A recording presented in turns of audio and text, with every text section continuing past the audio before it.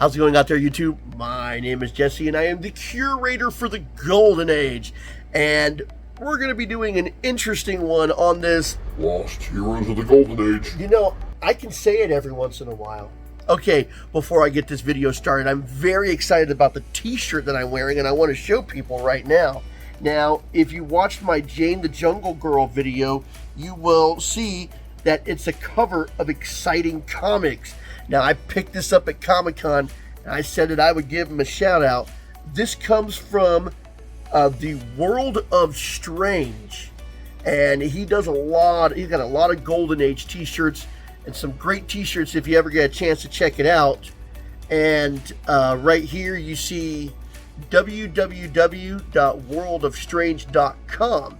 He's also done some YouTube videos, if you can find him, and the hashtag for that is World of Strange. So this is a great t-shirt. I picked up a couple of them, and hey, I mean, look at that. That is a perfect printing of the cover.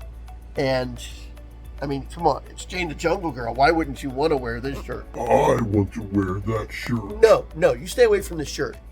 Okay, what we're going to be doing today is we're going to be covering Dr. Nemesis. He had a slight bit of popularity in the comic, and the reason I chose him is because his mask is a surgical mask. Wow, a product of 2020 and all?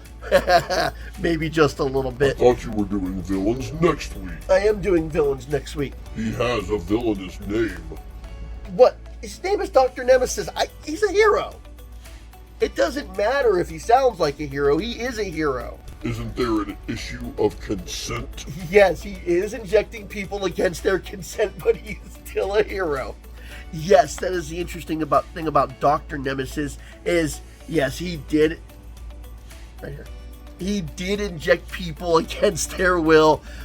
His main claim to who he was is he had this truth serum that he would inject people with who didn't. You know, the camera can sit still. Sorry.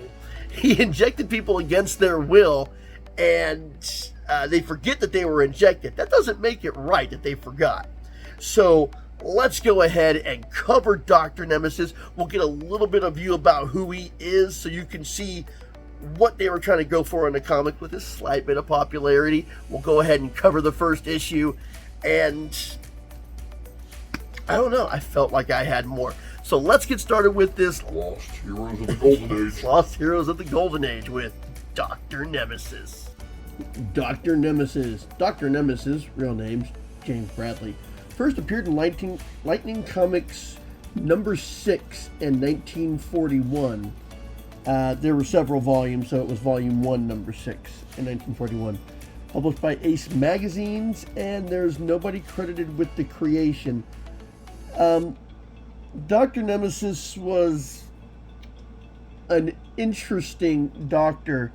When they first introduced him, he was working at Mercy Hospital, and in the later issues, he was working at City Hospital. Yes, he was working at City Hospital in later issues. He appeared in a lot of the Lightning comic books after it was renamed to Lightning Comics, and a few issues of Super Mystery Comics. He never made it to 4 favorites. He had some slight popularity, just enough for him to be in Super Mystery Comics Volume 3 and 4. Dr. Nemesis is a doctor who created a truth serum, and he injected it into people against their consent to get them to tell the truth, and after he told the truth and the serum wore off, they don't remember being injected. That doesn't make his lack of consent right. Now, he would always wear a trench coat hat and a surgical mask, which is the reason I chose him. Yeah, it's funny. Somehow, he got into confrontations with people, and somehow the surgical mask never came off. He would sometimes lose the hat, but he would never lose the surgical mask and never lose the coat. Now, some people did actually figure out his identity, so the costume, I don't know, the mask and hat, it wasn't foolproof. Some people did figure him out, but it didn't happen very often. At first, he was going up against common criminal things and being a slight detective. By the end, it turned into more of a superhero thing. It was focused more on Dr. Nemesis fighting the villain and less on him deducing the crime and using the truth serum to expose the guilty party. But the truth serum was still part of each issue because that was his main claim. Now, to his credit, his very last issue didn't say he'll appear in another issue, but his very last appearance said buy war bonds. And if you've watched my videos for any length of time, you know that buying war bonds is a very common thing for these Golden Age heroes. Now, since he wasn't patriotic, his main foes was not Nazis, but he did fight a Nazi one time. It was a Nazi war criminal, for whatever that's worth. It was a doctor who created a formula to poison people, and Dr. Nemesis did have to trace that down. Dr. Nemesis didn't always get away scot-free. There were a couple times that he was hit, punched, knocked down, thrown around. He did get knocked out a couple of times and had him secured with bonds, and a couple of times he was thrown in jail. And each time he was able to get out of those situations and become Dr. Nemesis to prove his innocence and find the guilty party with the truth serum. There were some nurses who was always trying to get him to, live a little at first. And eventually he got engaged to Mary Strong, which was a nurse that was premiering in a prominent number of his issues near the end of his run. I don't remember when they got engaged, but it was mentioned in his very last appearance where they said his fiance Mary Strong. And I'm like, okay, and what issue did you propose? Must have happened off screen. Okay, that's all I can say about James Bradley. He was a doctor. He's fairly intelligent, and he had some fighting ability. I don't know when he learned these skills. Must have also happened off screen. Anyways, let's go ahead and cover the first issue, and you'll get a little bit of a clue of what they were going for in the comics. So, he didn't appear in any of the Project Superpowers. Oh, here is something I did want to mention before we get into it. Apparently, Marvel Comics adapted Dr. Nemesis. And with him being James Bradley, apparently he was a mutant with some powers. And then later in Marvel comic books, a different person would take the mantle of Dr. Nemesis. But this Golden Age hero was not associated with Marvel. The one in the reviews that I'm doing, whatever happened with Marvel comic books is something that can be covered for another time in another video. So let's go ahead and cover his first appearance. Dr. Nemesis. And you see the little RX in the corner. I like that. Dr. Jim Bradley, young intern at Mercy Hospital, has discovered a serum which, when injected into a person, puts him into a coma, during which period the patient will answer the positive truth to any questions asked. When the subject comes out of the temporary coma, he has no memory of the interlude. Realizing the danger of his truth serum getting into criminal hands, the young doctor has kept his discovery a secret until, one stormy night on a lonely road near the city limits. Two things. First of all, he says that when the subject comes out of the coma, he has no memory. So he's only planning on using this truth serum on males? No females will get the truth serum? That's what it states. And then he says he has kept his discovery a secret until one stormy night out on a lonely road near the city limits. Now, I have read this issue, and his secret doesn't actually get out. So they're trying to say that he's kept the secret of this until now, which is patently untrue. I mean, you can say what you want to, but if you're going to say things specifically, you need to follow through on them. If you're not going to follow through on them, don't say them to begin with. Okay. Inside the ambulance. This is my first disaster experience, Dr. Bradley.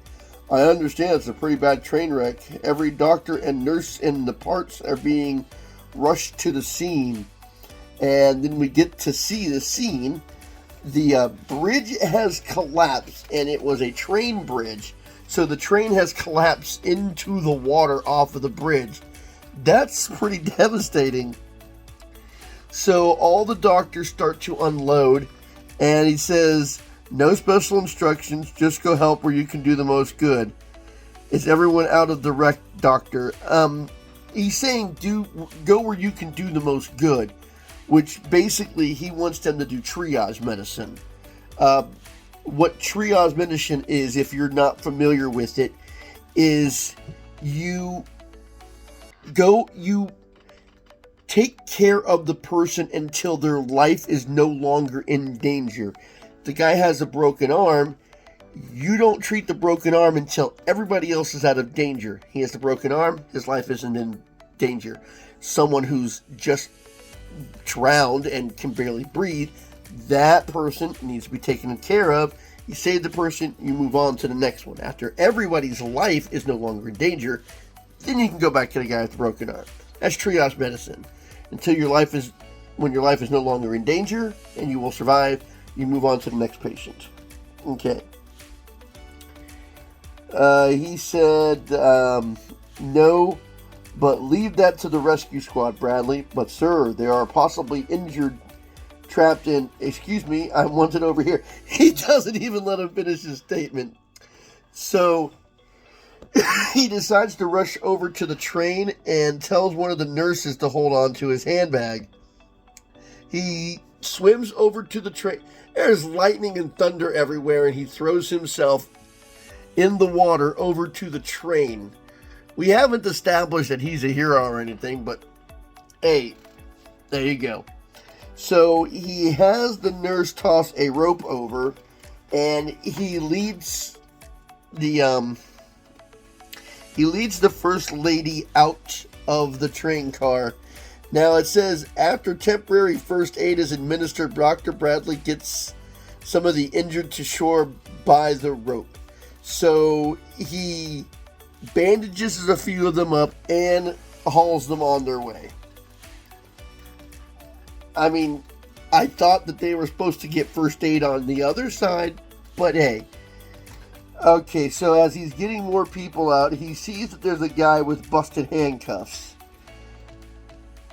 Let's see. The guy with the handcuffs decides to assist the doctor, and he looks at the man and says, how come you didn't try for a getaway, Kelter? You're slated for the chair, aren't you? Which means that this guy's going to get the electric chair for a crime he's committed. That's why he's in handcuffs. The guy in handcuffs says, I just couldn't leave all those injured people without trying to help, Doc. I know I'm innocent and something will turn up yet to prove that I'm not afraid. I don't know why I pictured him with a southern accent. That's just, I look at this guy and that's the accent I hear. So the doctor says, you first, and Kelter goes, no, Doc, you go ahead, I'll go after you. So the doctor goes, that young fellow's no killer. I thought he was innocent from the start. I feel more sure than ever now, I wonder.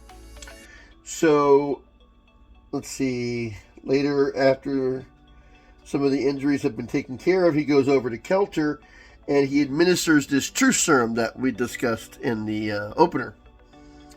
So he talks to him and he says that he is innocent.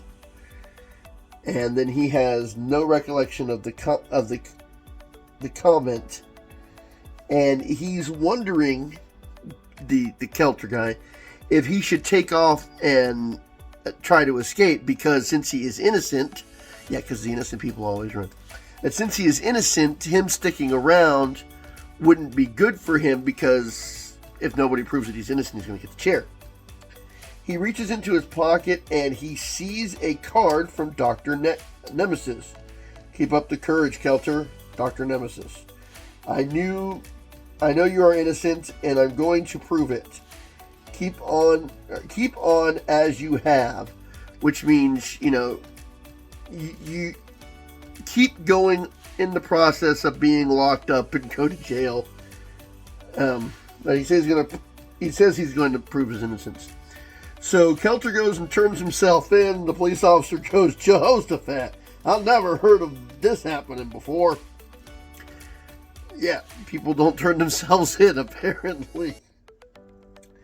So the next day, Dr. Nemesis, who is Dr. Bradley, is asked by the nurse if he's coming to the dance tonight, and he says that he has work to do.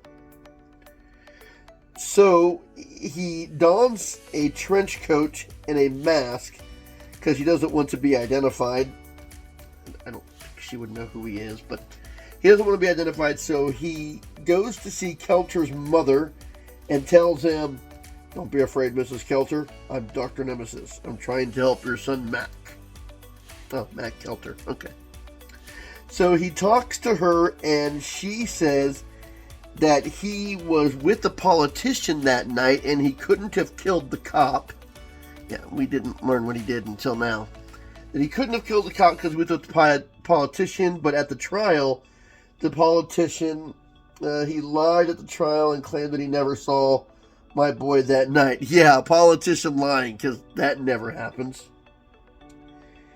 He runs over to the apartment, which isn't too far away, and busts inside without his top hat. Oh, it's in his pocket. They actually show that he put it in his pocket. I'm impressed. A lot of times when people don't have a part of their outfit and then they do again, there's no explanation for where it went. So as he pops inside, he tells the politician he's going to get him to tell the truth. And he has a couple of henchmen thugs come from the other room. They pull out the gun on Dr. Nemesis, and he knocks the gun out of their hands. He momentarily gets knocked down and kicks them both in the face at the same time. Apparently the politician... Oh, he kicks one of the thugs and the politician at the same time. He'd already knocked down the man in green. So he throws water into the politician's face, Joe Martin, and he hits him with the truth serum and gets the truth about who actually killed the cop. Bugs Burke, the gambler. That's very good character description. He's the gambler. So as he learns who the killer is, he goes to the billiards hall with a cop, and they bust in. Which one of you is Bugs Burke? I'm Burke. What's the idea of breaking in here? And he goes to subdue Burke, and the cop, not knowing that Burke is, the one who had done anything, he sees Dr. Nemesis as being rough with an innocent person. As he puts the arm behind the back, he injects him with the serum, and Burke decides to... Well, he didn't have any choice. He tells the truth about what happened that night. As they're loading him into the van, one of the police officers says, they'll have to pardon Kelter now that Bugsy's confessed. Hey, where's the mystery guy gone? Time to leave. He leaves his calling card, letting him know that it was Dr. Nemesis. And the next morning, he greets the nurse that had asked him about the dance the night before. You should have come to the dance last night, Dr. Bradley, instead of spending a boring evening working. Too bad I missed it. And then we see this, and they think I had a boring evening. Pardoned man joins happy mother. Write and let us know what you think of Dr. Nemesis and whether you want to see him in more, or see more of him.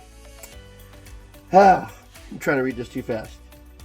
Write and let us know what you think of Dr. Nemesis and whether you want to see him in Lightning Comics.